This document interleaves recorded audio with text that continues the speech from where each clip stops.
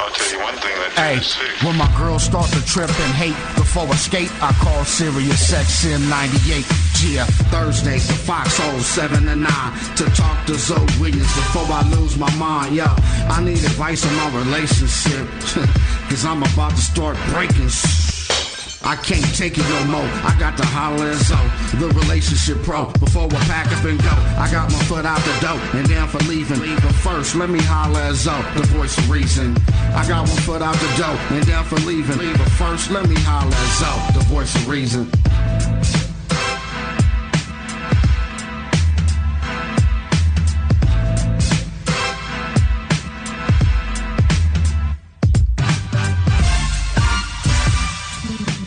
Ladies and gentlemen, Zometheus Rising, back in the building with another incredible topic. I'm telling you right now, I'm urging you, you better get to these phone lines. I need to hear your experiences. I need to hear your opinions, your thoughts, your feelings, all of that, because we got another barn burner. It's about to jump off. 855-369-9898. You better get at us on Twitter. I'm going to be speaking on the Twitter, on the tweets, people leaving us tweets, at Foxxhole, Foxxhole, or if you're following my personal account, you know, you've been hearing about this all week long because I've been tweeting out questions all week long. So get at me on my personal account at ZoWilliams. That's ZoWilliams. Join me on Twitter. Get to my website, www.ZoWilliams.com. Leave comments. Tell me what you think about the show. Ask me questions. I will respond tonight. Tonight's topic, once again, a barn burner. And I like to do topics that affect our relationships. And a lot of people think, oh, it might not be directly on relationships, but it is. Because if we don't understand what's going on in our society and we don't understand like some of the things that are happening, we don't know how it's going to affect our relationship. So this is a cold one right here. 855-369-9898. Here's tonight's topic. And when I come back from break, I'll hit you with the questions. But here's the topic. Who are the Pied Pipers of untold prison profits? A riveting look into the big business of mass incarceration. I'm telling you, people are going to jail right now for the smallest things, and they've turned jails into hotels, right? As many people as they can get in there is how much money they can make. The privatization of prisons, and we're talking about the people behind them, politicians, the money, free prison labor. It's crazy out there, and I ain't even gonna get into it. I'll hit you with the questions when I come back. Who are the Pied Pipers of untold prison profits? A riveting look into the big business of mass incarceration. 855-369-9898. The lines are open. I want to hear your stories. Talk to me. I'll be back in 2.2. Ladies and gentlemen, oh my God, tonight's topic is crazy. If you're just tuning in, you got to get to your phone line, 855-369-9898. That's 855-FOX-9898. Send me your tweets at Foxxhole, Foxxhole, or personally send them to me directly at ZoWilliams. Get at me, www.ZoWilliams.com. One more again, my personal website. Leave your comments, www.ZoWilliams.com. Tonight's topic, if you're just tuning in, who are the Pied Pipers of untold prison profits? A riveting look into the big business of mass incarceration. Now, you know what I like to do. I like to get to the questions. Right? It's crazy, man. It's crazy. Here it is.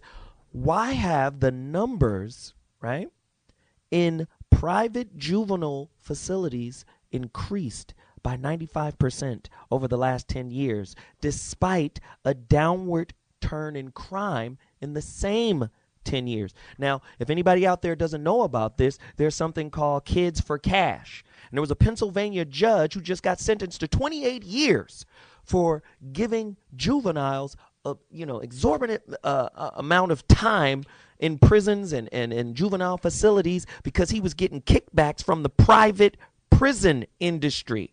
The longer sentence, the more money they make on a yearly basis. Trust me, there's some corruption going down, and the way this mass incarceration thing is working, they're trying to send people to jail, man. And it doesn't matter what color you are or whatever, even though black people and when I say black people, I'm just going to say minorities because black and brown is the same color.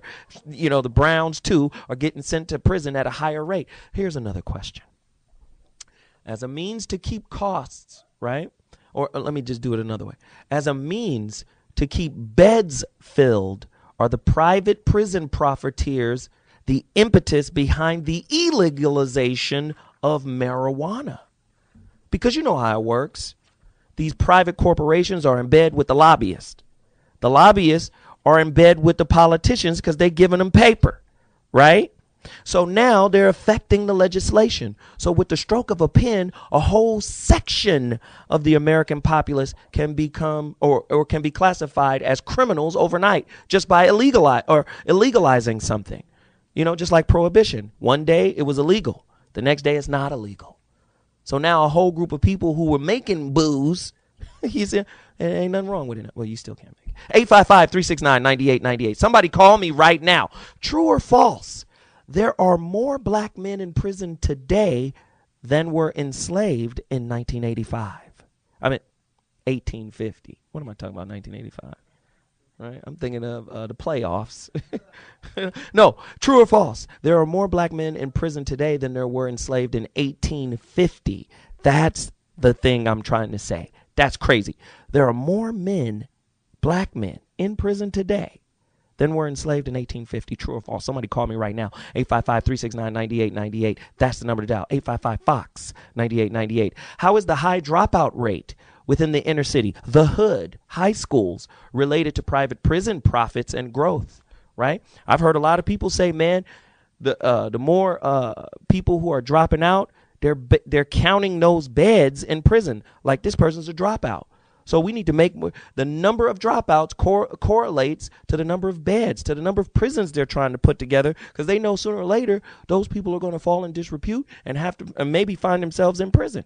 Crazy situation. Call me right now, 855-369-9898. What is the state and federal, and this is crazy too, because again, we talk about the constitutional side of things, where in effect, slavery or being an inmate, being in prison is the only legal form of slavery, constitutionally speaking. So why is it that the state and federal labor protections don't apply to prisoners? Because now there's exploitation going on with regards to prison labor. We're going to talk about Unicor. We're going to talk about CAA. We're going to talk about, or CCA, sorry, CAA. I'm trying to get them to represent me. We're talking about CCA. We're also going to talk about something called Wackenhut. It's crazy corporations out there that are privatizing prisons. It's going down. I got a couple of more questions. I just have to ask them. True or false? There are currently 395,443 more black men in college than there are in prison. I'm going to read that again because that's a cold little number right there. True or false? There are currently, because let me just, before I read this again, a lot of sisters giving up on the brothers because of the belief of scarcity. And yeah, you guys outnumber us in college, but there is a tremendous amount of brothers in college doing well, doing good for themselves, but sometimes get overlooked because the perception is we ain't there. Well, true or false? There are currently 395,443 more black men in college than there are in prison. Call me right now. What's hip hop's role in the glorification of jail culture and its high recidivism rate? Does hip hop glorify the jail mentality? If you got an opinion, I need to hear from you. 855-369-9898. If you've just tuned in, the topic tonight, who are the Pied Pipers of untold prison profits? A riveting look into the big business of mass incarceration. I'm so excited right now, I can't even talk. Who are these private profiteers of prison profits? Come on, somebody talk to me. We're going to get into it right now. We got callers. We got a lot of people on right now. It's going down right now. Let's go. D from D.C., more black men in prison. Talk to me. Hey, yeah, I was, there is more black men in prison now than it was back in slavery. And it's wild that, you know, us as a black community, it seems like we just taking ourselves even further back down that road. Okay, D, thanks for the call, man. I appreciate that. Thanks for sharing. Jason from Houston, get at me. Zo, how's it going? I'm good, brother. Hey, you do a great job. But first I want to talk a bit about 2 points if I can get it in real quick. One, no, there's not more black men in prison than there was in slavery. The thing about slavery is they never kept a number, an accurate count of how many black men there were. They were too busy splitting up the families and everything like that. Also, I wanted to mention to you about a book called Slavery by Another Name, which basically talks about once slavery ended, how the prison system came about and how, states such as Alabama, Mississippi were selling off black men. They were arresting them and selling off black men to, U.S. corporations like U.S. Steel as slave labor and getting paid to do it. So that's kind of why you see the prison system as a for-profit business. Wow. Lastly, you mentioned about is there more black men in prison than there is in college. And to a certain extent, that's true. But when you think about college-age black men, it's usually 18 to 22. And when you compare that to the prison system, there's more black men in college than there is in prison. But when you talk about 18 to 65, of course, there's more black men in prison than there is in college. But that's all I wanted to say, and I want to tell you you're doing an excellent job. And I actually work at a university, so I steal some of your ideas when I hear them at night and talk to my students about them every chance I get. Man, I so appreciate you, brother. And you got a home here anytime you want to call me, man. The lines are open for you, man. I appreciate it. Let's get it cracking. 855-369-9898. If you're just tuning in, who are the Pied Pipers of Untold Prison Profits? A riveting look into the big business of mass incarceration, man. Are they just trying to put us all in jail? It's a cold situation out here right now. Why are so many nonviolent offenders sent to prison? I want to know just how much money is being made off of each prisoner on an annual basis. Somebody give me the answer. Somebody call me right now. This is your platform. This is your show. Call me right now. 855-369-9898. Once again, 855-FOX-9898. Why is the private business sector capitalizing on the impoverished, uneducated masses? Is it to create a free labor workforce who resides behind bars? Who has the answer? I need to hear from you. Call me right now. 855-369-9898. Black Ice, talk to me. Hey, you got that satellite on fire up there tonight, don't you? Yes, sir. Yes, sir. Yeah, but look here, man. It's a lot of truth to what you say. They are giving brothers of all colors Buck Rogers time for anything they can, because the more they can keep in prison, the more they can keep these judges in the prison, the more profit they're going to make. And a lot of states right now are trying to get away from owning prisons because it costs them money. They'd rather turn it over to a private individual, and that private individual can sit there and go back to the state just so he can keep these individuals in jail. Because you figure the average cost, they say, is right around $35,000 a year to keep an inmate in jail. Now, look at the numbers that they have and tell me that somebody wouldn't be happy to send somebody to jail for nothing. Even with a 3 strikes rule that probably still applies in a lot of places, it's more money and profit that they can make just by sending folks to jail. Wow. And, hey, you know what? I appreciate the call, Black Ice from Indiana. You're in the voice of reason. We appreciate that. And I tell my son all day long, I say, brother, listen, you got to work hard. You understand? You got to work hard to create the kind of life you want. However, if you don't work hard, because they're going to make money off of you either way. They're going to make money off of you by you being employed by them, because you got to be employed by somebody until you're able to strike out on your own and get your own situation. Not to say that it's impossible to strike out on your own in the beginning. It's just a little bit more difficult. But, the norm is you get a job, you get your situation together, and then you pay your bills, and the status quo type situation. However, if you don't get your life together and you're not independent, financially independent or whatever, dude, and you fall in disrepair or disrepute, guess what's going to happen? You're going to go to jail. Typically, it's hard to avoid jail. Black man, America, it's hard to avoid it. Not to say it's impossible, but it's hard. And either way, they're going to make money off of you.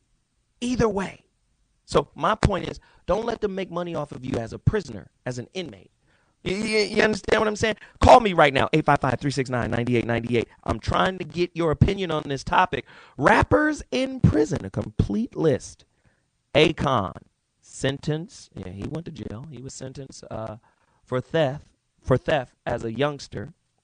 That was back in the day, though. You got Beanie Siegel always going to jail. Jesus. Beanie is just always in jail. Of course, Lil Wayne just got out after serving a year. T.I. is, there. he's out, but when I say there, I mean he's always going back and forth. Hopefully the brother won't go back, because I believe T.I. is a very positive individual, dope MC. But just dude, the recidivism rate amongst rappers got to be crazy, right? It's got to be crazy. Big Lurch went to jail. C Murder sentenced to life in prison for second-degree murder. Capone and Noriega, this rap duo met in jail. What's going on? Cassidy sentenced to 11 and a half years on charges of third-degree murder. Remember back in the day, young rapper Chi Ali? He was a young kid. He went to jail. Cold situation for murder. Cool C. DMX on a revolving recidivism door, going in and out of jail. Da Brat just got out. Even Eve, Foxy Brown. I mean, we got a whole list of rappers, just Gucci Man, Ja Rule. Yeah, it's 57 of them. Oh, Jesus. My question is, you know how it is, street cred comes with going to jail. Street cred comes with surviving getting shot 5 times or getting shot 9 times. Now, there's a street cred thing to it. So are we glorifying the jail mentality? Even sagging spells niggas backwards. I'm just saying. Even sagging does, if you do it phonetically. It's just, it's a cold situation. How do we get out of this recidivism kind of mind state? Always, locking into a jail mentality, hood mentality, because ultimately it leads to prison. And prison is making the private profiteers money. Somebody call me right now, 855-369-9898. That's the number to dial. Jay from Dallas, you're in the building. I need to hear from you. Let's go. Hey, man, I want to say a little bit about my man Phil Ivey. I don't know. You know who Phil Ivey is? Yes. Go ahead. Go deeper. Yeah. I tell you what, man, I was talking to some brothers that know him a little bit. Mm-hmm. And this fool, boy, he about to go to jail too, man. This is bad stuff. He made millions and millions of dollars playing poker. But I want to say one thing. I know some boys over there in Louisiana, and they tell me, man, they making so much money in these poker games up there, and making so much money. Really? They're gambling in prison? Yeah, making money gambling. You know what I mean? Wow. They got games and they got sides. I had this man last NFL season. He said he had this big bet on the Super Bowl. I don't know if it's real, but, man, it's crazy. Wow. Hey, man, Jay, thanks for calling in. Dallas is in the building because of you. Again, true or false, with just 5% of the world's population, America holds the dubious distinction of is he still on? We got to cut him off now. When I said thank you for calling, pay attention to us. I love you all, but come on now. We got to move it. We got callers. We want people to talk and share. Let's get busy. True or false? With just 5% of the world's population, America has 25% of the world's prisoners. We have 25% we lock people up more than anybody in the world. Somebody call me right now, 855-369-9898. How are you staying out of trouble? If you tell me, we can pass this on. We need this information in a society that's hell-bent on sending you to jail. Call me, 855-369-9898. Let's go to Killer from Pennsylvania. Hopefully you're not really a killer, but let's get deeper. Let's go. Hey, Zoe. Unfortunately, I got that name because in 1998, I had somebody break into my home, and I ended up shooting and killing them. And wow. I had to go to jail for 4 years for involuntary manslaughter. While there, I got an education on the prison system because as I observed all of the newly formed privatized prisons that were popping up for inmates just so that they can house them, because that's a big business. You drug walk, you go into jail. In Ohio, what I learned, for each new inmate that enters the system and receives a number, I believe the number was around $52,000 that the state receives for the new inmates. So you start multiplying that by all of the young men that are incarcerated, all the young women, that becomes big business. And not only that, while they're there, they do capitalize on the labor. One of the institutions I was at had a computer repair shop in which I don't know whose computers they were repairing, but apparently it was somebody, because it was a big business and quite a few computers were going through there. And, they pay us a minimal wage for the labor that we do for the state, and somebody's profiting on that, Though I tell you, that question about are the prisons rising, I think you said 5% or 25%, I do believe that they are, because they're starting to put you in jail for anything and everything. everything. And who's profiting? I truly believe it's the judges, it's the lawyers, it's the crooked politicians. It's all the way down the line because somebody's making money off of the backs of all the incarcerated inmates. Wow. Man, thank you, Killer. He's Killer. Thank you, brother. I appreciate you for sharing that information. Ladies and gentlemen, ZoMetheus Rising, the voice of reason, is in the building. The show is on fire. Once again, it's what we do. Who are the Pied Pipers of untold prison profits? A riveting look into the big business of mass incarceration. The voice of reason, Sirius XM 98, the Foxxhole. I'm telling you, we're the only ones in the world with this kind of content. Call me right now, 855-369-9898. I'm going to a break. When I come back, we got special guests and more callers. I'll talk to you in a second. Ladies and gentlemen, ZoMetheus, the voice of reason, back in the Foxxhole, Sirius XM 98. Tonight's topic, if you're just tuning in, who are the Pied Pipers of untold prison profits? We're talking about prison privatization, man. It's going down. Corporations, corporations are legally bound by the bottom line. So a lot of knocks against the private prison movement is that, the quality of prison care is dropped or is lessened because, they want to, cut costs and raise profits. So some of these guys, it's trial and error when it comes to training. And then, I mean, this is just a really crazy situation, man. And if you've done any research on it, man, the rabbit hole gets really, really deep. Like I said, if you're just tuning in, who are the Pied Pipers of prison profits? A riveting look into the big business of mass incarceration. And apparently it is going down. We're going to talk about Arizona. In Arizona, they passed a bill, an immigration situation where they're trying to, I don't want to give it away. We got an author coming on in a second, and before we do that, I want to actually do some numbers here. Read off some numbers. According to the U.S. Bureau of Justice Statistics, BJS, 2.2 million adults were incarcerated in U.S. federal and state prisons and county jails at year end of 2009. About 1% of the adults in the U.S. resident are in the U.S. resident population. Additionally, this is what's crazy. 4.9 million adults at year end 2009 were on probation or parole. That means if you fart wrong, you're going back. Seriously. Simple as that. Okay. In total, 7.2 million adults were under correctional supervision. That's probation, parole, jail, or prison in 2009. 7.2 million, about 3.1% of adults in the U.S. resident population. Do you understand? In addition, there were 86,000 juveniles in juvenile detention in 2007. Listen, this is a real situation considering in the 70s there was only 300,000 people in prison in America. There's an explosion because there's an untold amount of money that could be made on prison labor, on the building of these things, on ancillary industries. Like who's going to make who's going to make the clothes, the prison clothes, right? The boots. Who's going to make the taser guns? Who's going to wash the clothes? Who's going to manufacture the beds? What about health care for prison? Oh, dude, it's crazy. There's so much money to be made, and there's a reason to send people to jail. And whenever you have lobbyists and private corporations who have access to lawmakers, then legislation can be shifted to make sure we've got an unending stream of folks going to jail. Somebody call me right now, 855-369-9898. That's the number to dial. I'm ZoWilliams, the voice of reason, Foxxhole Radio, Sirius XM 98. We've got callers on the line. I'm going to take a couple, and then I'm going to go to my special guest, S from Compton. Talk to me.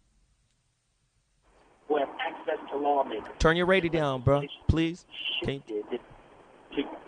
sure. Hello? It's extreme. Hello, we got it. We're going to have to leave you. Somebody call me right now. There we go. We got to move. Sorry. Tiffany from California, I need to speak to you. Let's go. Hey, I'm not trying to make it fast, but we all know we have the city, the county, and the state. I'm speaking because I profited from the prison system. Wow. We are in as far as having a business and being certified, the more points you get, being a female, minority, or whatever. So we have a contract with the prison system, I won't say where they're trying to have the children come and visit, but provide food for them as well. And you know, the federal government is really big, or starting to be big, on childhood obesity and health care and all that other crap. So all we do is make baby food. But our contract said if you employ so many prisoners, then you don't have to pay them as much, of course, which will put more money in our pocket. Wow. And since they're right there at the prison, it would benefit them, rehabilitation or whatever you want to call it. Mm-hmm. But it's all a money scheme, and obviously I know it's very profitable. And so I just want to let you guys know this is actually how it works, because this is what I'm doing. I guess I'm the bad person or whatever, but what can you do? Wow. All I can say is thank you for calling, because we need to know people out there like you exist. We appreciate it. We need that information. But what she's saying is real spit. And let me tell you why. CCA, that's a public company. People are buying stock in it. You can buy stock. If you don't know what CCA is, let me give you a little information. CCA was founded, of course, the private corrections management industry. This is CCA. It was founded more than 25 years ago, establishing industry standards for future-focused, forward-thinking correctional solutions. A full-service corrections management provider. That's what CCA is. It specializes in the design, construction, expansion, and management of prisons, jails, and detention facilities, as well as inmate transportation services through its subsidiary company, TransCore America. Listen, Americans, the infrastructure is in place, man. It's in place. CCA houses approximately 75,000 offenders and detainees in more than 60 facilities, 44 of which are company-owned, with a total, listen to this, this is what they care about, with a total bed capacity of more than 80,000. That's where they're making the money. Since its inception, CCA has maintained its market leadership position in private corrections, managing more than 50% of all beds. Dude, is this Priceline negotiator? Is this what we're doing? There's a bed available at the Hyatt. No, there's a bed available at San Quentin. I'm just saying. Somebody call me, 855-369-9898, right? They control over 50% of all beds under contract with such providers in the United States. CCA is a beast. Do you understand? Somebody call me right now. Somebody got to, 855-369-9898. This is good crap. I'm telling you, it's crazy. Listen, we've got a special guest in the building. I want him to come on and shed more light. He wrote a book. It's called Prison Race, right? Brother is a professor of political science and director of the Colorful Flags program at Cal Poly Pomona University here in Southern California. He is the author of 5 provocative books, including the widely discussed American Paradox, Young Black Men, 2004, and Prison Race, 2006. He is also the author of The Starbucks, The Way I See It, quote, number 294. Insensitivity makes arrogance ugly. Ooh, empathy is what makes humility beautiful. Come on, man. I'm ready for you. 855-369-9898. If you want to talk to him, I'm about to bring him on in a second. This is about to be crazy. My brother, Renford Reese, welcome to the Voice of Reason. Talk to me, man. Good to be here. My pleasure. Man, is this a problem in America or what? Yeah, I wrote Prison Race in 2006 to expose America's noble principles but ignoble practices. The title is Double Entendre. It has 2 meanings. For one, there's been a race to incarcerate over the last 3 decades in the United States. And 2, prison race means that there is one race that's been disproportionately impacted by the unfair criminal justice policies. But this, I think the problem is multifaceted. You know, I listened to about 30 minutes of your show, and you have young African-American men, instead of contradicting stereotypes, they're walking and embracing these stereotypes and walking into America's trap. When I wrote my first book, American Paradox, Young Black Men, I wrote it after I had visited the Elmina slave castle in Ghana, the first permanent structure built for the slave trade south of the Sahara Desert. I walked into a cell that had 200 slaves at one time, one hole for ventilation. I went down to the dungeon and saw the door of no return, and I looked out on the Atlantic Ocean, and I reflected on literally hundreds of thousands of my ancestors getting on these ships, never to return to their motherland. And I was angry. I was angry at what the Europeans perpetrated on my ancestors. But when I got back to my lodge later that night, I became angrier at a generation of young blacks who have basically taken for granted the trials and tribulations of that population. And that's when I scribbled the first paragraphs of American Paradox, Young Black Men. And the thesis of this book is that young black men have embraced one monolithic model of black masculinity, and that's the gangster thug model.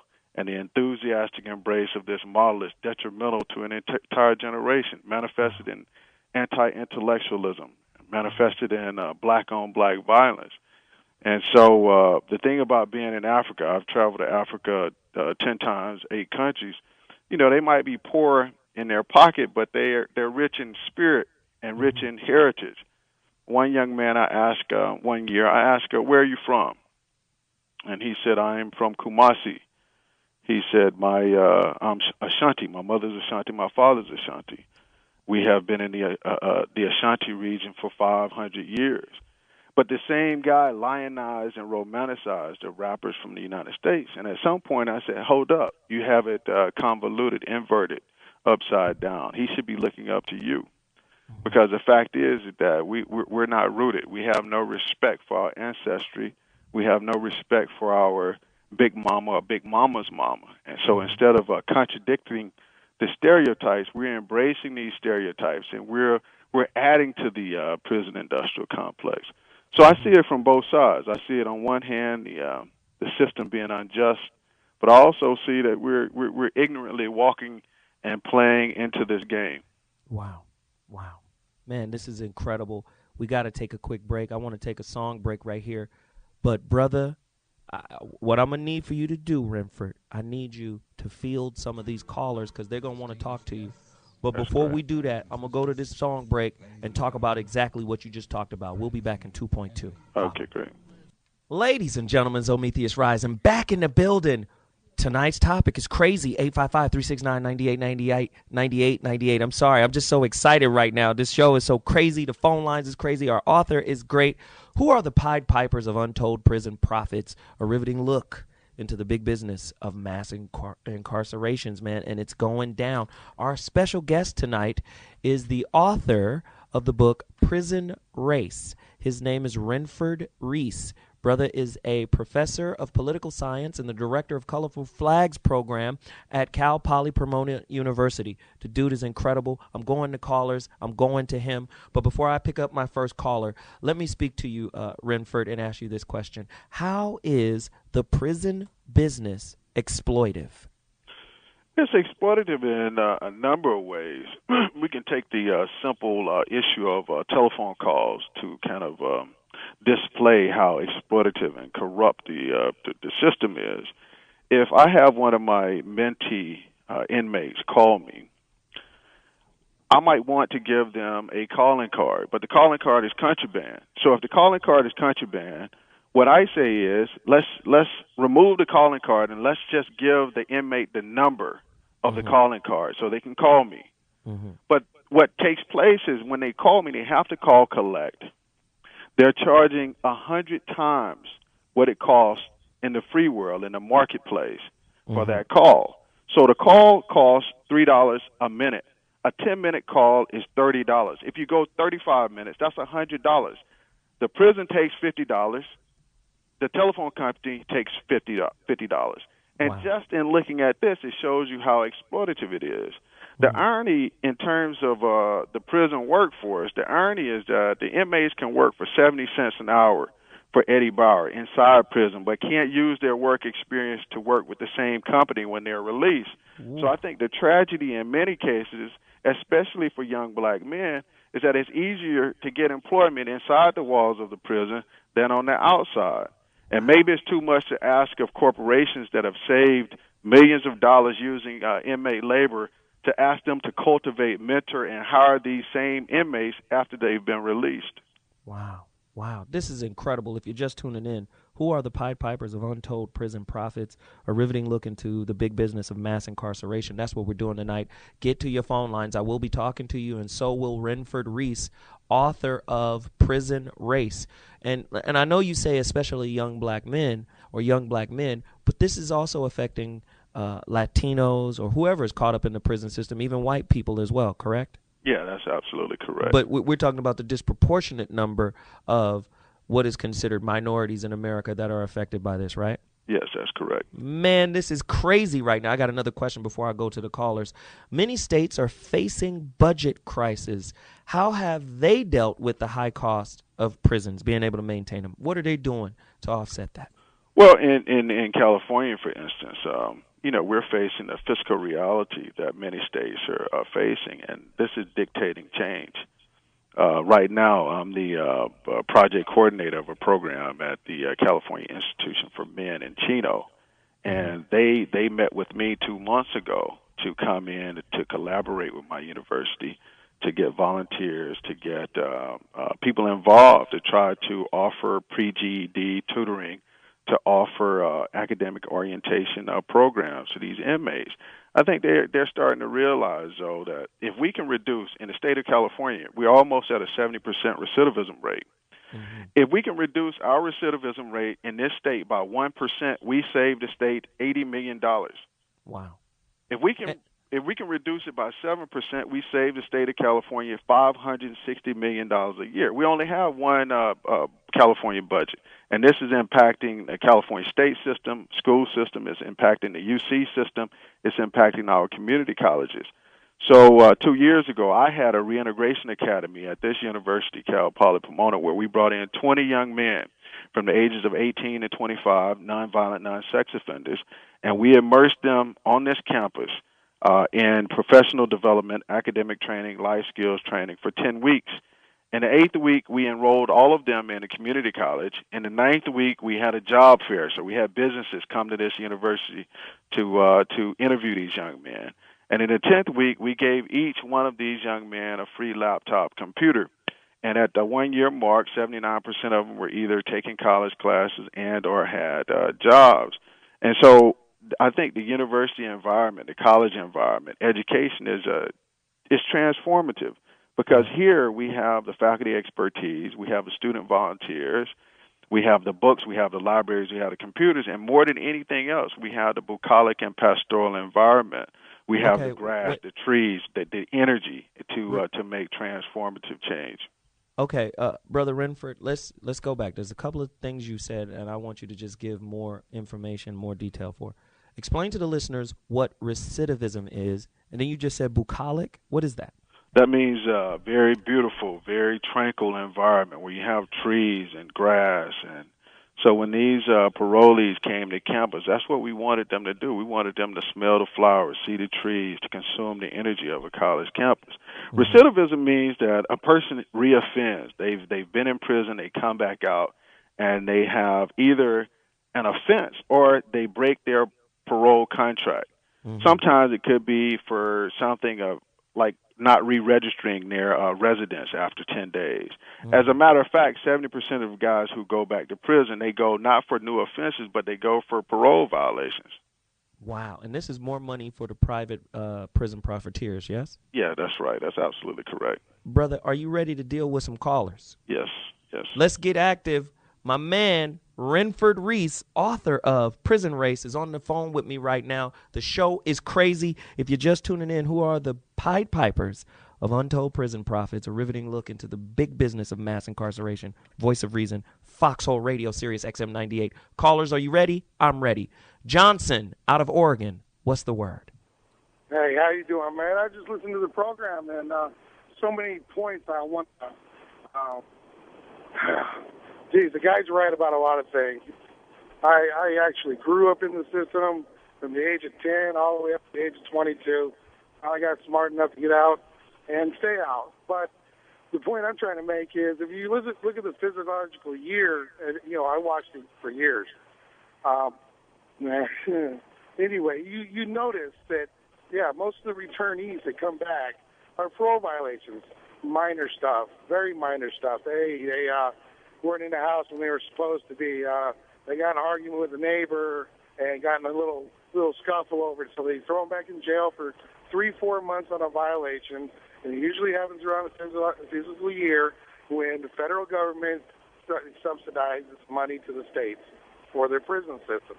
And as soon as all that money's paid in, they go ahead and release them back out on the street. Is the main thing that I viewed in there. As far as why my time in there, I did not see any programs like that of getting paid to work other than in the kitchen or janitorial stuff in there. There's no corporations or nothing. But I also noticed there's a lot of college, a lot of educational stuff, getting people's hopes up. And I tell you what, as soon as they step out on the street, they're not allowed to succeed in the manner as soon as they apply for something that they went to school for while they were locked up, and they apply for it, and they're found out to be having a criminal background. Oh, I'm sorry, nothing you can do about it, and they kick and lose. Wow. Hey, thank you for the call, Johnson. I appreciate it. Arthur from California, you're in the building. Talk to me. Hi, so how you doing? I'm good, brother. Good evening to you guys. Now, I was telling your screener, I drive trucks for a living. And one thing that I see, especially driving through the state of Texas, they're growing prisons in Texas like they used to grow cows. And Wackenhut Security is one of the biggest players in the prison system now. They do most of the transportation for the prison. They own private prisons and stuff. And like the brother was saying about people going in and out of prison. I have a brother that's 53, and he's been out of prison now for this time for 3 years, and I hope it's good. From the time he was 20 to the time he was 50, he spent more time in jail than he did out. He spent 18 out of the 20-something years in prison, and it was just for going back for little minor parole violations. He get locked up for he was a crack addict. He get locked up for possession of crack. He do a year and a half, 2 years. He come out, they catch him with $5 of crack, or they catch him sleeping under a bridge, or they catch him going in a place he wasn't supposed to be. They sent him back to prison for 2 or 3 years. And they were trying to lock him up for, he got arrested in Oklahoma, and they were trying to lock him up as a habitual criminal, give him 25 to life, but the stuff that happened to him when he was in Arizona.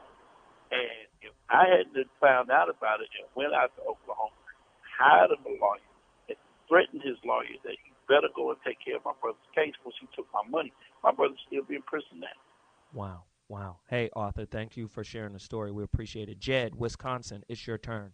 Chime in, man. Chime in. Good evening.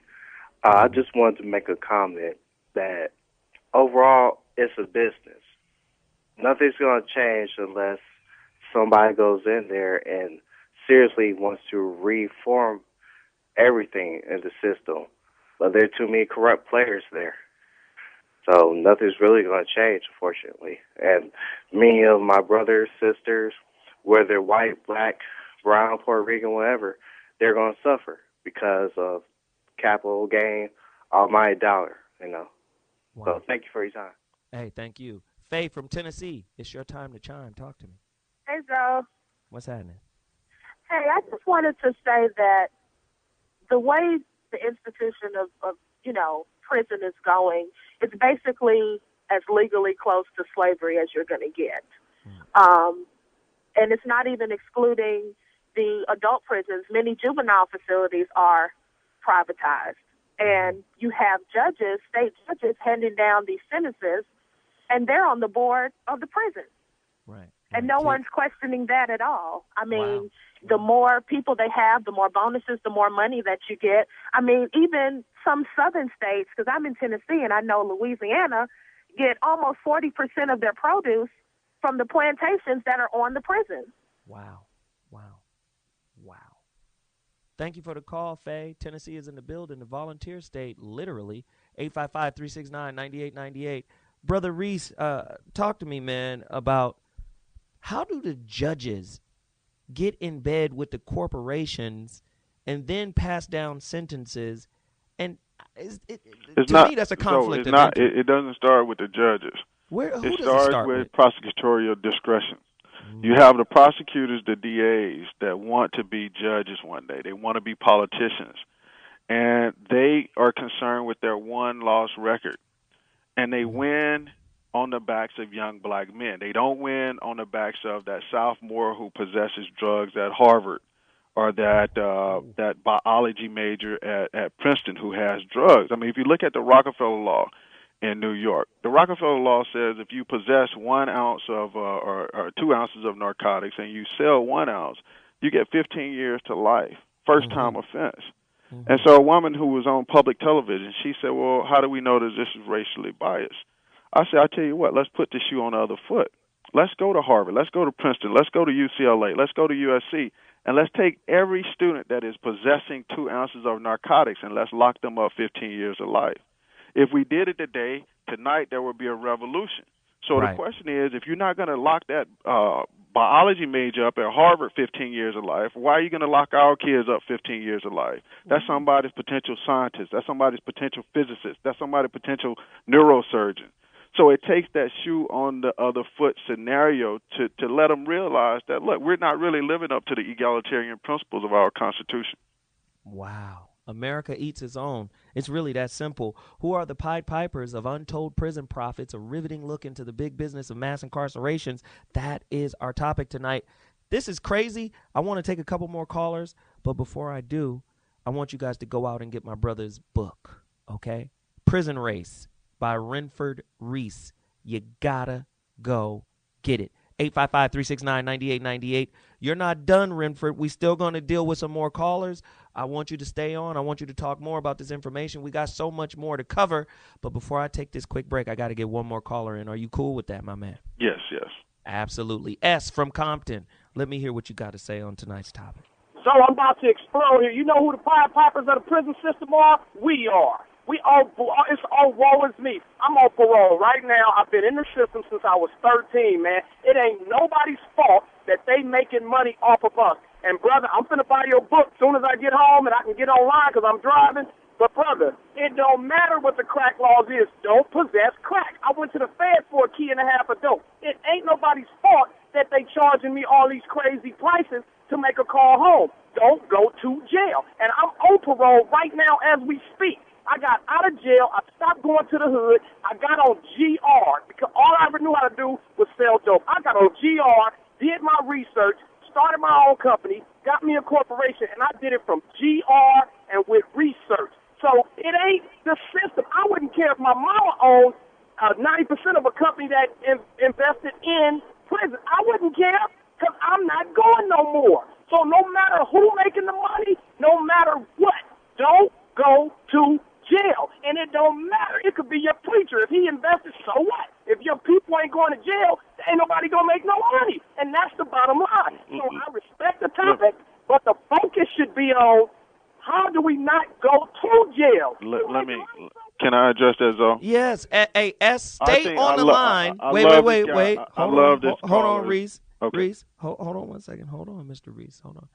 S, I want you to stay on the line.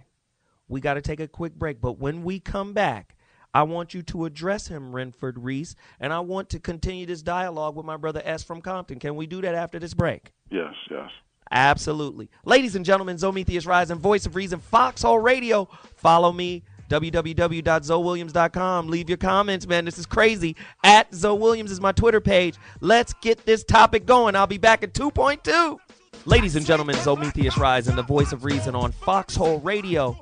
Man, it's going down. Sirius XM 98. That's what you tuned into. 855-369-9898. That's the number to dial. Go to my website, please. I urge you to go to my website, ZoWilliams.com. That's www.ZoWilliams.com. Leave a comment. Leave a question. Let's get busy right now. 855-369-9898. If you're just tuning in, tonight's topic is who are the Pied Pipers of untold prison profits? A riveting look into the big business of mass incarcerations. We have special guest author on the phone of Prison Race, Renford Reese, and we also have a caller on the phone who just really put down something that's really cold. Of course, we were going to cover it, but he came in like gangbusters, and I love it. His name is S. He's from Compton. He said, man, we just simply need to not go to jail, period. How do we avoid going to jail with all of the pitfalls that are out there? Renford, talk to us. Well, first of all, I want to say that I love this caller's passion. And he's not, he said he's been in the system since he was 13 years old, so he's the perfect person to speak from that perspective. This is not Bill Cosby. This is somebody who's been in the system. And I think he's absolutely right. You don't have the Chinese complaining about being locked up. You don't have the Japanese or the Koreans complaining about these issues. But at the same time, we cannot deny that there's institutional racism and racial bias. Young black men are 6 times more likely to go to prison than whites for the same crime, the absolute same crime. So that's there. But in terms of what he said, I think young black men have embraced this what I call the commodification of the gangster thug, and they've embraced these symbols of violence or symbols of defiance. And with each symbol of defiance that they embrace, ironically, you have popular culture, BET, VH1, MTV. Ironically, they embrace this. They have this insatiable appetite for urban culture. And so when they embrace it, ironically, they sterilize it. Mm-hmm. And when they sanitize it, it takes the sting out, which makes young black men want to embrace more deviant, more extreme symbols of deviance. And so you see it. You see it in the dress. You see it in the attitude. You see it in the lackadaisical classroom behavior. So I think he's absolutely right. So, S, would you like to continue further? Yes, I wanted to say this. He brought up Bill Cosby. When Bill Cosby went on that rant, I was mad. But because I felt like I had to protect the ghetto. I'm from Compton. I'm everything negative that Compton is. So, what I used to be. And when it was one thing Bill Cosby said, and I've never forgot it. He said, young black people, what are you doing? So now I run around doing my job, and I see just black people just sit, walking around doing nothing, shucking and jiving. And that's the problem. I go through this with my son all the time. We at odds right now because I'm trying to teach my son, dude, worry about what matters. Prioritize. Look at the messages when they live in a house with this many people, and then they start breaking off and doing other things. It's a mindset that has to be instilled in the individual. You can't get it from nowhere else. I didn't get it from nowhere else. I got it from the fact that I don't want to shower with no dudes no more. I don't want to eat. I don't eat beef and pork. I don't want to sit there and be like, man, they having beef. I got to go eat a top bomb today. I don't want to do that. I want to go get Cold Stone when I want it. So how do I do that? I don't go to jail. When I got out of jail, everybody was like, yeah, you'll be back in the game because that's all they know me to do. But when they seen me going down to the GR, they're like, you on GR? I'm like, yeah, I'm done. I'm finished. I can't do it no more. I got on GR, man, and I took that suit. I took all the clowning. I took all of that. And everybody who clowned me, guess what? I'm doing better than them and employing some of them. And all of them coming to me about, well, how you get incorporated, how you do this. You know what I tell them? Use the internet for something other than looking at World Star and Media Takeout. I got to go, Zoe, because my phone can go cut off. I love your show, and I'm buying that book tonight. Y'all be good, man. All right, brother. Thank you, man. I appreciate it. I agree. I agree wholeheartedly because the thing is, when you go out of your house and you're embracing this gangster thug mentality, that's how the police are going to treat you. That's how the judge is going to treat you. That's how the jury is going to treat you. So he's absolutely right, but it takes someone from his background with his profile to make that case. Right. And let me ask you this, Renford. Why is the keep it real thug hood mentality more attractive than the scholar persona? I don't know, but I challenge all my young black mentees to be Paul Robeson-like. Paul Robeson was, I think, the greatest all-around American to walk this soil. He graduated from Rutgers College in 1919. He was an all-American football player, led it in 4 sports. He went to Columbia's law school, practiced law for a few months before going to London to play Shakespeare's Othello. And Robeson was a thespian. He was a movie actor. He was a stage actor. He was an activist. He had a song called Old Man River, which was one of the most popular songs in the world in the 1930s. He spoke 21 different languages, right? And so for me, when I was a Fulbright fellow at the University of Hong Kong 2 years ago, and, right before my lectures, my first 5 minutes are in Chinese. You know, I come up and I say, "Why does Renford Reese? 你好吗？你叫什么名字？我是蒋志翠教授，我也是作家，我叫小孩子用多种语言。I said, my name is Renford Reese. I'm a political science professor. I'm also a writer. I also teach kids how to speak different languages. And so people ask, how did you learn how to speak Chinese? I said, nobody stopped me. You know, we put all these restrictions on ourselves. Right. And who stopped me?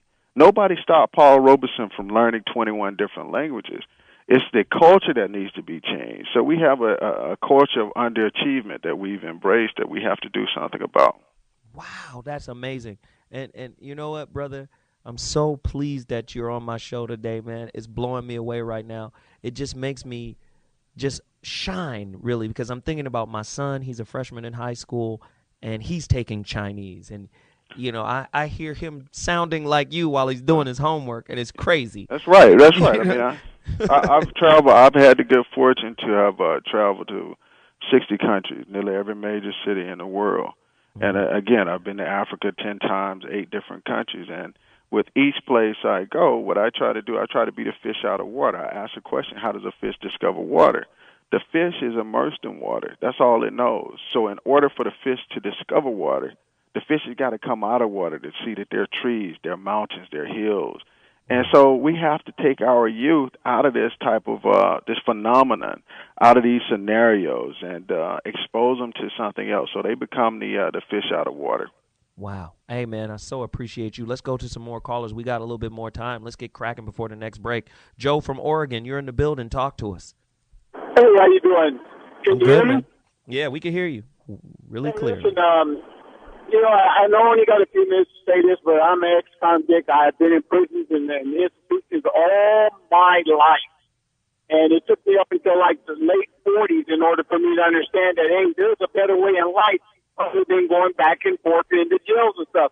I mean, I used to check into jail like going into a hotel room until I had learned from my parole agent, Agent Lacey of Stockton, California, and my STAR program director kept on teaching me over and over, this is a better way in life, you know.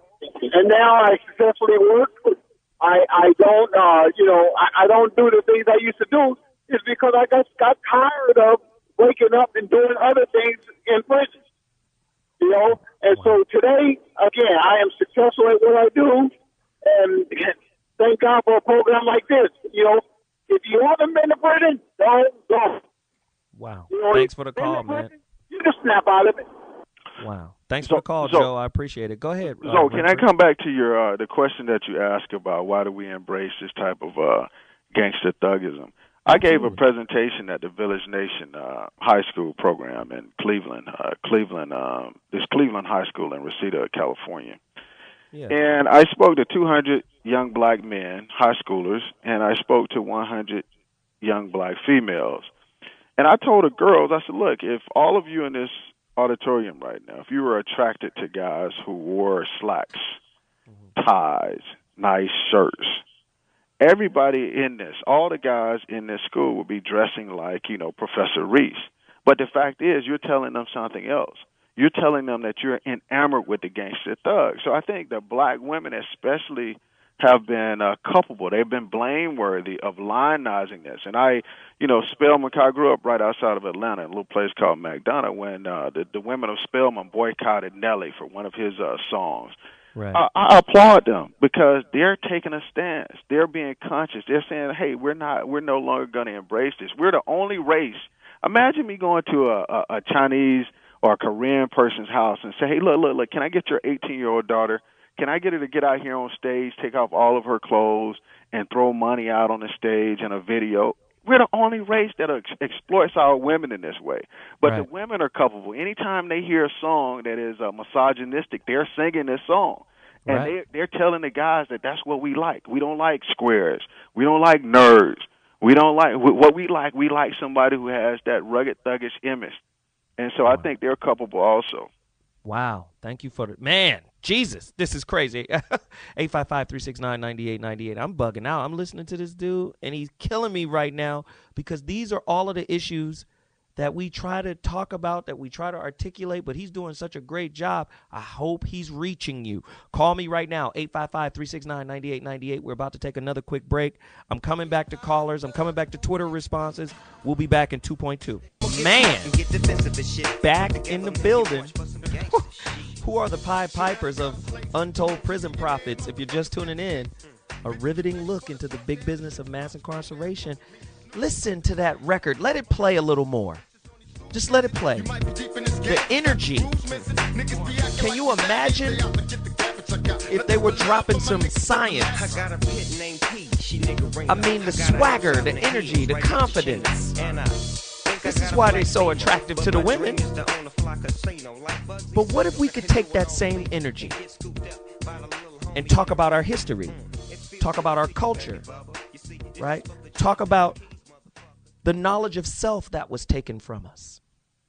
You know? I mean, I'm just being real, because just like this radio network is a powerful platform, so is the art of making music. You can convey messages that transcend culture, that transcend language. I'm sure my special guest, my author, Renford Reese, can tell you, you go to these other countries, China, sometimes Chinese people are so enamored with our culture, they don't know any English but the records that they've memorized. Am I right or wrong, Renford? Is Renford there? Right. Oh, yes, that's absolutely right. I mean, it was Ellis Coles a few years ago who wrote the book called The Envy of the World, and he was talking about black men. I mean, it's incredible that we represent 12.6% of the population. Young black men represent less than that. And if you look at the most famous people in the world, if you had to name 10 of the most famous people in the world, at least six of them are black men from here, from the United States. Right. And so it's something that has created something about the variables in this country that has created something that's really dynamic. But I think you're absolutely right. We're not using our lyrical bullets in the right ways. We're wasting resources. And instead of talking about, clothes and rims and cars, we should be talking about some of the social, political dynamics that are going on that are really affecting us. You know, what about the war in Iraq? What about Afghanistan? What about, jobs? What about the prison industrial complex? What about HIV/AIDS that's affecting our young black women? Mm-hmm. Right. So I don't think we're using our lyrical bullets the right way. This is the first generation in American history of blacks to have a platform to speak openly and not suffer the repercussions of being free to speak. Right. And this is why I'm so disheartened. You know, just a few weeks ago, Brandy's brother Ray J was going in, with another rapper, Fabulous, and he talking about, I got six Bentleys outside, and I all my houses is paid for, and it's like, and what makes you? And again, I was talking to Kool Moe Dee the other day, and Kool Moe Dee was saying the young kids are mistaking being hot or being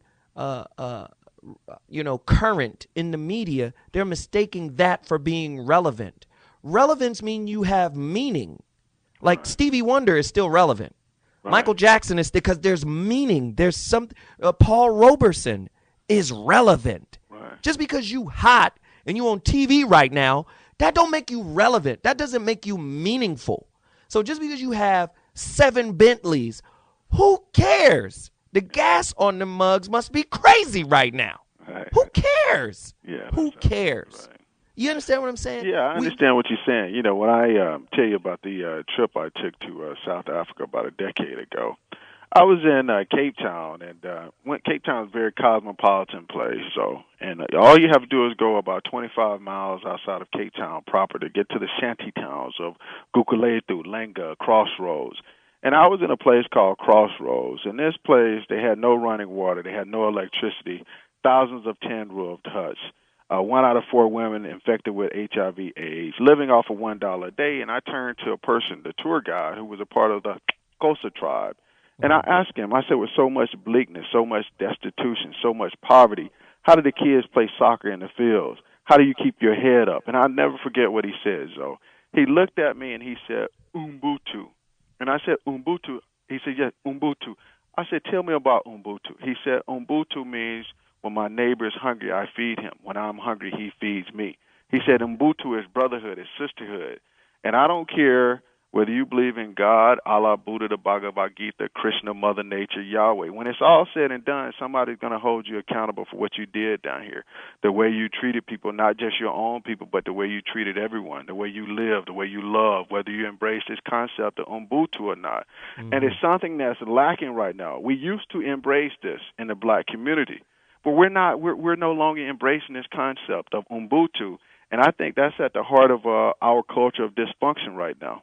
Right. And you know what? I hate to just derail us from the topic just a little bit, but this is what that term is what gained my respect for the Boston Celtics coach, Doc Rivers. Because when those guys beat the Lakers in 08 or 09 or whatever it was, that was the team philosophy, Ubuntu. Yeah, so, right. I mean, damn. We as a culture, man, it seems like the culture is now crabs in a barrel. One-upmanship. That's our culture. It's braggadocious. It's materialistic. It's overly aggressive. It's homophobic. I mean, it's like you said, anti-intellectual. I mean, I've had kids say, "Oh man, he sounds gay because he pronounces all of the syllables in the word." You understand what I'm saying? Yeah. It's just I can't. You know what? Let me ask you this question: what impact did the war on drugs have on the black community and the prison industrial complex? It was devastating. It was absolutely devastating. If you think about it, Zoe, blacks make up 13% of all illicit drug users. They make up 35% of those arrested for drug use. They make up 55% of those sent to prison for drug offenses, and they make up 74% of those sent to prison for drug offenses. So my question is, how do we go from 13% to 74%? And in some states like Florida, 80% of the men in prison for drug offenses are black. So yes, it had a devastating impact on the black community. Wow. And this is why I call out Jay-Z. I call out 50 Cent. I call out Waka Flocka. I call out Wiz Khalifa. I call out all of these MCs, man, that are, got so much power. I call out Kanye. I mean, Jay-Z makes a record, for the movie that glorified probably one of the worst African-American pillagers in history. He makes an album for that. Man, does he know how much power he has to really change the minds of young cats, who look up to him, who love that he created swag? Can you imagine how he could change the mentality of the youth if he just did one album that was all information on how to avoid prison, on how to on how to pursue higher education, on knowledge of self? Jay-Z can afford to send himself to Harvard right now and learn all about the lost history of the black man. And he can come back and do a record just so we can reconnect with what we don't have. How about that? And guess what? That album could sell 100,000 copies and it wouldn't matter. He'd still be worth $500 million. Why not do that for us so he can change the course of the youth who idolize him? I'm calling you all out because without you, how do we turn the tide for the youth? Renford, can I get you to stay on just for a little longer to fill a couple more callers? Okay, I will. Thank you, brother. I appreciate it. Let's get some callers in. If you're just tuning in, let me just tell you what we're doing tonight. It's an incredible topic. Who are the Pied Pipers of untold prison profits? A riveting look into the big business of mass incarceration. We're talking about Whacking Hut. We're talking about Unicor. We're talking about CCA. These are all people out there that are actually profiting on our hood mentality. Let's get busy. Toast from Pennsylvania, you're in the building. Toast isn't ready. Is he ready? I got to move if he's not ready. Keith from Dallas, you're in the building. Let's go. Yes, this is I'm from Dallas, Texas, and I have been incarcerated. I just finished my parole. I'm off of parole now. I'm off of paper. But, it's a real tragedy that's going on that's affecting my family now. I have a first cousin who was essentially he's a crack addict. and he originally was sentenced to 15 years in the penitentiary for about a gram of crack cocaine back in 1992. And they have reincarcerated him. And he was supposed to be off of parole on September 18th, but he's still being held. You know, and I'm kind of almost at a loss as far as which way to go to try to get him out of there without spending a bunch of money that we really don't have right now. You know, but we need to do something. The state of Texas has over 150,000 people on paper right now. You know, this is our main institution here in the state of Texas. It's not all. It's prisons. We have over 100 prisons in the state of Texas. We have more people in prison in the state of Texas than they have in most of the countries on earth. You know? Wow. And but I'm loving the show. I'm loving what you all are saying. Zoe, I appreciate you and the format that you try to bring to us, and I applaud the brother for being so forward in his thinking and in his doing that you have on the show tonight. And I just thank you, man. I really appreciate that, and I hope y'all can give me some type of guidance as to what I need to do to help my cousin. Okay, very quickly, Reese, talk to him. Well, from a big picture perspective, and that's what I want to talk about right now. My question is, you have all of these unjust policies.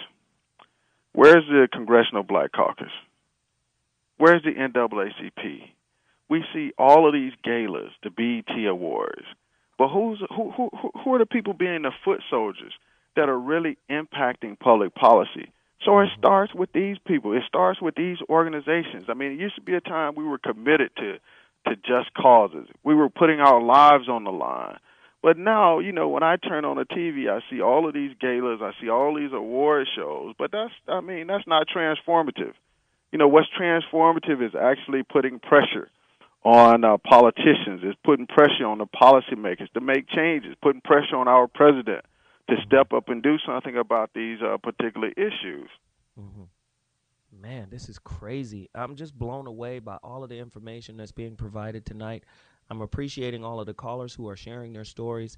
And my brother Reese, Professor Reese, Renford Reese, author of Prison Race, you got to go get his book. I'm sure it's available on Amazon.com. I'm sure he has a website. And you need to go to my website, www.ZoWilliams.com. That's www.ZoWilliams.com. Leave a comment. I will post it tonight. Reach out to me and let me know what you think about this show tonight and its impact on you. Please reach out. Ethan, North Carolina, you got something to say to my brother, Professor Reese? Yeah, and just in general to everybody. Thank you for taking my call. I think people are in prison for a lot of reasons. You know, it's because of a byproduct that puts a lot of people in there, and then it also creates a byproduct. It is a business, and so it's not gonna change if we, you know, try to slow down black folks from getting up in there. They're gonna find somebody to get up in there. Mm-hmm. But I think what we need to do is look at the outside, how to prevent getting up in there. And really, like what you're talking about, Jay-Z looking at our leaders, and you know what? They're not even our leaders. These people are the bottom of the barrel in our culture. You look at the world, how messed up it is, and let's say you wake up with a podium. Let's say people want to hear you across the world, and what you say is what you put on a rap album. It's this crap, and all you're saying is a bunch of other companies' names they don't even pay you for. You know, you're saying Rolly and Bentley and Icy. They don't even have, you know, they can afford this stuff, but they don't even have business deals to say this stuff, endorsing it. And then a lot of our people, we spend more time trying to be black than we spend time trying to be ourselves. So when we look at these people and what they're consuming, we're going to say, you know what, to be black, I guess I got to consume this stuff. I guess I got to like this stuff too. And, you know, it's hard to reach a lot of black folks when they have to admit that what they like, from what they wear, how they wear it, what they drive, how they drive it, how they wear their hat, everything is from somebody else. It's not even them. You know, we're sitting here idolizing other people when they're rich. We made them rich, and we like them because they're rich. And we're not thinking about what came first. We made them rich, and then idolizing them. It's just, you know, a crazy, stupid slope that we're in right now. And these people, they ought to be ashamed of themselves. We need a hero. We need another Martin Luther King, but it's a shame that nobody's going to listen to him the way that they're going to listen to Lil Weezy or somebody like that. Wow. Hey, man, thank you for the call. I appreciate it, man. Thank you. Let me just say this really quickly. This show is not about, saying, all prisoners are victims and taken advantage of. Some people deserve to be behind bars. It's really that simple. But what we're saying is, I feel like the privatization of the prison process is now going after people in what I think is an immoral way. Like you said, we have noble principles but ignoble behaviors. And I think a lot of people are getting unjustly caught up in that. Do you agree with that, Dr. Reese? I agree Professor with Reese. it. And it's not, people talk about conspiracy theories. It's not a conspiracy theory when you look at the American Legislative Exchange Council, called ALEC, A-L-E-C. They grew out of the emerging prison economy. And on paper, they promote Jeffersonian principles, whatever that means. But in practice, it's a group of business leaders and politicians, national, local politicians and business leaders that are strong advocates of a robust prison system. So they intensely lobby for hyper-punitive policies such as 3 strikes and mandatory minimums. My problem is that we're walking into America's trap because we're not read, we're not conscious, we don't think about the consequences of our behavior. So it's out there. It's not a conspiracy. You can look up the American Legislative Exchange Council, ALEC, and you can see what their objectives are. Wow. And let me ask you this before we wrap you for this show. Really quickly, if you can name, because a lot of people are listening right now, if you can name some of the similarities between the slavery of old, of the 1850s and before, to the prison practice and how prison is really very, very close to slavery in its operation. If you can share some of the similarities for everybody that's listening so they can understand the seriousness of tonight's conversation. Well, slavery was ended by Lincoln with the Emancipation Proclamation in 1863 in the Confederate States, but officially slavery, at least on paper, was ended in 1865 with the ratification of the 13th Amendment. Mm-hmm. But the question is, if you allow slaves to go free 24, 48, 72 hours, yeah, they're euphoric, they celebrate, but after 72 hours, they don't have any land. If you look at the Homestead Act of 1862, it gave every free person in 1862, before slavery was ended, they gave every free person 160 acres of land. They had 3 criteria. 1, they had to file an application. 2, they had to improve the land. 3, they had to file for a deed. Now imagine, wealth and affluence is passed down from generation to generation. So very few people were free. Very few blacks were free in 1862 because it was before the ratification of the 13th Amendment. So it gave basically every white person that wanted to settle land west of the Mississippi 160 acres of land. So you see the legacy of injustice in this country. So then if you look at what's happening right now, we had a system that replaced slavery called the debt peonage system, which is equivalent to sharecropping. And so you see the similarities. People are going into prisons. They don't have rights. They're being counted 10 times a day. They're in chains. They have no, even when they come out, it's what we call felony disenfranchisement, so they can't vote. You have literally hundreds of thousands of blacks that cannot vote because of, and there's no reason. They paid their debt to society. There's no reason why they shouldn't have the franchise when they come out, but this is the system. Wow, that is amazing. Brother, really quickly, where can they find you, your website, your book, anything that you're doing? I know you're at Cal Poly Pomona, but talk to us about some of the organizations that you're of, some of the events that you're doing, and where they can get your book. Okay, you can go to renfordreese.com, which is my name, RENFORD, Reese, REESE.com. I've written 5 books. My first book, American Paradox, Young Black Men, was written in 2004. My book, Prison Race, was written in 2006. And so I'm the creator of the Reintegration Academy for Parolees. We bring parolees to the college campus for 10 weeks, and we immerse them in different development modules, academic and life skills training modules. I'm the project coordinator for the PEP project, the Prison Education Project at the California Institution for Men. We're going to create the first ever college yard where we'll have dorms. It'll be the UCLA of California prisons out at Chino. So we're galvanizing resources for this project right now. I firmly believe that you get what you give, that if you give love, you get love. If you give respect, you get respect. And I fundamentally believe, after going and lecturing in the prisons, giving commencement addresses in prison, that people don't care how much you know until they know how much you care. And for all the people out there listening, I want to say this. I gave a presentation, a speech to 150 youth. All of their parents were incarcerated.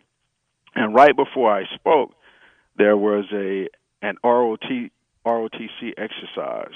Mm-hmm. And so it was a beautiful, beautiful exercise, the display of discipline, young black men. And you saw some of the kids giggling at the discipline. And so when I took the mic, I said, what are you giggling at? And I pointed to this table. I said, what's funny? What's funny about success? And then I told them the story that I'm going to tell you, Zoe, and your listeners, of the guru. There was a guru that wanted to baptize this man. He took him in 2 feet of water, took him in 3 feet of water, and took him into 4 feet of water. In 4 feet of water, he dipped the man's head in the water, and he pulled it out. He dipped the man's head in the water again, and he pulled it out. The last time he dipped the man's head in the water, he kept it in the water. He immersed it in the water, and then he eventually pulled it out. And he looked at the man, and he said, when I had your head immersed in the water, what was the only thing in the world that you wanted? And the man said, I just wanted to breathe. I just wanted to breathe. And the guru looked at the man and said, that's how bad you have to want success. And that's what I'm telling all of my black brothers and sisters. That's how bad we have to want success. Wow. Let me just say, man, thank you very much for sharing your immense and very, very useful knowledge on this show. Anytime, man, you're welcome to come back. We will be reaching out to you. Go follow Renford Reese. Go get his book, Prison Race. RenfordReese.com. RenfordReese.com is what he said. And get there, please. That's the destination, as well as ZoWilliams.com. Get there as well. And the book is sold on Amazon.com, BarnesandNoble.com. Right. I appreciate you, brother. Thank you. I got to take a quick break. When I come back, the phone lines are open. I'm going for callers all the way out to the end of the show. I'm reading Twitter responses. I got more information. We'll be back in 2.2. Stay with me. Ladies and gentlemen, Zomethius Rising, the voice of reason, is back in the building. If you're just tuning in, tonight's topic, of course, has been a heater. What I want you to do is limit what you have to say. I want you to hit the points for us because I want to get as many of you on as possible. But tonight's topic, man, who are the Pied Pipers of untold prison profits? A riveting look into the big business of mass incarcerations. This is the voice of reason, ZoWilliams.com. Get there now. Get to ZoWilliams.com right now. Leave a comment. I will post it tonight. I want to hear what you think. I want to help, spread the word about what we're doing. And again, here's a question. Is the recidivism rate, with regards to going back to prison, so high because private corporations only care about the bottom line and not the rehabilitation of prisoners? They don't care about rehabbing. They don't want to change your mentality. They want to kick you out so you could come back in so they can keep making money. You hear people, Dr. Reese was just talking about, the phone situation in prison and, collect calls and how the rates are so high. And we already used the analogy of prisons being like hotels. I mean, come on. You try to make a phone call in a hotel nowadays. It's $50. It's $50. It's like it's a collect call. Are you telling me that private prisons are now operating like hotels? Somebody call me right now at 855-369-9898. Again, Corrections Corporations of America, CCA, the GEO Group, and the Management and Training Corporation combined to own over 200 facilities in the United States. The 200-plus facilities hold over 150,000 bed spaces, which account to a profit of over $5 billion a year. Private prisons rely on anti-immigrant laws that guarantee them fresh inmates. Let's keep, what is it, Priceline? This is Priceline.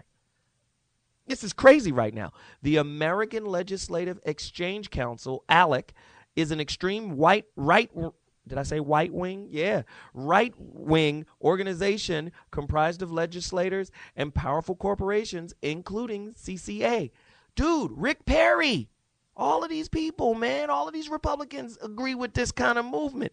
Not to say I'm a political dude. I know they playing the game. But listen, America, fall off and see don't you find yourself in jail. They trying to put you in jail because whether you work for them or not, whether the economy is good or bad, they're going to make money off of something. And if it's the American populace, then so be it. I'm opening up the phone lines. You better get to your phone line right now, 855-369-9898. The Wackenhut Corporation is a security service firm founded in 1958 in Coral Gables, Florida, by George Wackenhut and 3 partners.